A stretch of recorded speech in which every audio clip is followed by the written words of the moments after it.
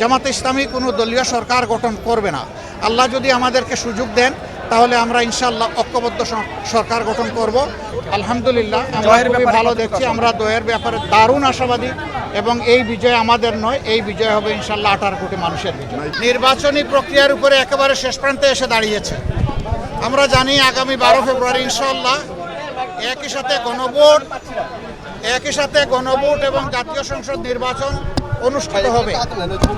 এই গণভোটটা হচ্ছে মূলত বাংলাদেশকে একটু পরিবর্তনের ধারা রাজনীতিতে তুলে আনার জন্য, সংস্কারকে হা বলার জন্য, যা আমাদের গোটা জাতির প্রত্যাশা এবং বিশেষ করে যুব সমাজ এবং মা বোনদের প্রত্যাশা, সেই জায়গাটা তৈরি করার জন্য ইনশাআল্লাহ গোটা জাতি আমরা গণভোটে হা বলবো।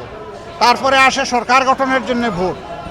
এই ভোটটা আমরা এবার জনগণের কাছে এই দাবি নিয়ে এসেছি যে আমাদের প্রিয় দেশকে দুর্নীতি দুঃশাসন মুক্ত করার জন্য বিভিন্ন ধরনের অনিয়ম এবং অর্থনৈতিক যে পঙ্গুত্ব সৃষ্টি হয়েছে সেইটা থেকে বের করে আনার জন্য আমরা ইনশাআল্লাহ এবার এমন একটা জায়গায় ভোট দিব, যে জায়গায় ভোট দিলে এদেশের 18 কোটি মানুষ দুটা জিনিস মিনিমাম পাবে। একটা হচ্ছে শান্তি আর একটা নিরাপত্তা।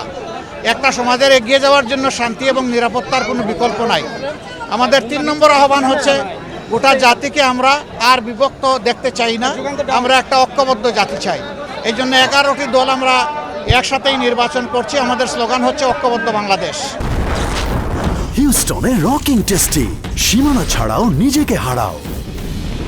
সেই ঐক্যবদ্ধ বাংলাদেশটাই আমরা আগামীতে গড়তে চাই এবং তরুণ সমাজের হাতে আমরা এদেশের চাবি তুলে দিতে চাই।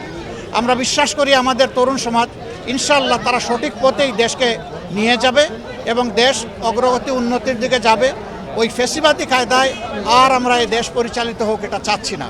আমরা যেখানেই গিয়েছি আলহামদুলিল্লাহ মানুষের সীমাহীন ভালোবাসা আমরা অনুভব করেছি এবং চতুর্দিকে এখন একটা বাঁধভাঙা জোয়ার শুরু হয়েছে, সেটি হচ্ছে পরিবর্তনের পক্ষে। আর পুরানা ধারার ওই রাজনীতিটা জনগণ আর মোটেই চাচ্ছে না। জনগণ চাচ্ছে নতুন ধারার একটা রাজনীতি শুরু হোক, যেটা হবে ইতিবাচক, যেটা হবে জনগণের শাসন, যেটা কোনো দল অথবা কোনো ব্যক্তিতান্ত্রিক বা পরিবারতান্ত্রিক কোনো শাসন হবে না। আমাদের অঙ্গীকার একেবারেই স্পষ্ট, জামাতে ইসলামী কোনো দলীয় সরকার গঠন করবে না। আল্লাহ যদি আমাদেরকে সুযোগ দেন তাহলে আমরা ইনশাআল্লাহ ঐক্যবদ্ধ সরকার গঠন করব এবং সেই সরকার হবে জনগণের সেবক। এই সরকার জনগণের মালিক হবে না। আমরা সেবা দিতে পারলেই আমাদের রাজনীতি সফল হবে ইনশাআল্লাহ। আমরা বিশ্বাস করি এই বীর জাতি আগামীতে কোনো বাধা মানবে না, কারণ গুলি মোকাবেলা করাই তো জাতি এই 12 তারিখের দিকে আসছে। কাজেই কোনো বাধা ইনশাআল্লাহ মানুষের ভোট দান থেকে বিরত রাখতে পারবে না ইনশাআল্লাহ। আলহামদুলিল্লাহ আমরা খুবই ভালো দেখছি, আমরা দয়ের ব্যাপারে দারুণ আশাবাদী এবং এই বিজয় আমাদের নয়, এই বিজয় হবে ইনশাআল্লাহ 18 কোটি মানুষের বিজয়।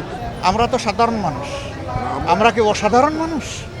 আমরাও সাধারণ এবং সাধারণের সাথে পানির মতো তরল হয়ে আমরা মিশে গেছি এবং জনগণও আমাদেরকে সেইভাবেই ওয়ার্ম রিসিপশন জানাচ্ছে, উষ্ণ সম্বর্ধনা জানাচ্ছে। আলহামদুলিল্লাহ আমরা জনগণের ভালোবাসায়, সমর্থনে, দোয়ায় আমরা আসলেই অভিভূত, একদম অভিভূত। মাননীয় আমির, এই প্রধানমন্ত্রী এবং রাষ্ট্রপতি কে হবেন এই প্রশ্ন নিয়ে নানান ধরনের সোশ্যাল মিডিয়ায় ছয়লাভ। আসলে এর মানে কোনো প্ল্যান? ইন্নাল্লাহা মা'আস সাবিরিন, ধৈর্য ধরেন 12 তারিখ পর্যন্ত। 13 তারিখ নতুন সূর্যের উদয় হোক। ইনশাআল্লাহ আপনারা এই দেশে কাঙ্ক্ষিত প্রেসিডেন্টও পাবেন, ইনশাআল্লাহ প্রধানমন্ত্রী। আচ্ছা, কোনো হুমকি ধামকি আপনারা কি পাচ্ছেন কিনা? আমরা প্রচুর পাচ্ছি, কিন্তু এই জাতি কোনো হুমকি ধামকি পরোয়া করে না। আমরা সব মোকাবেলা করেই সামনে এগিয়ে যাবো ইনশাআল্লাহ। আচ্ছা, জনগণ আমাদের সাথে আছে। আমাদের শক্তি, আমাদের আল্লাহ তাআলার সাহায্য এবং জনগণের সহায়তা, আমাদের শক্তি এই জায়গায়।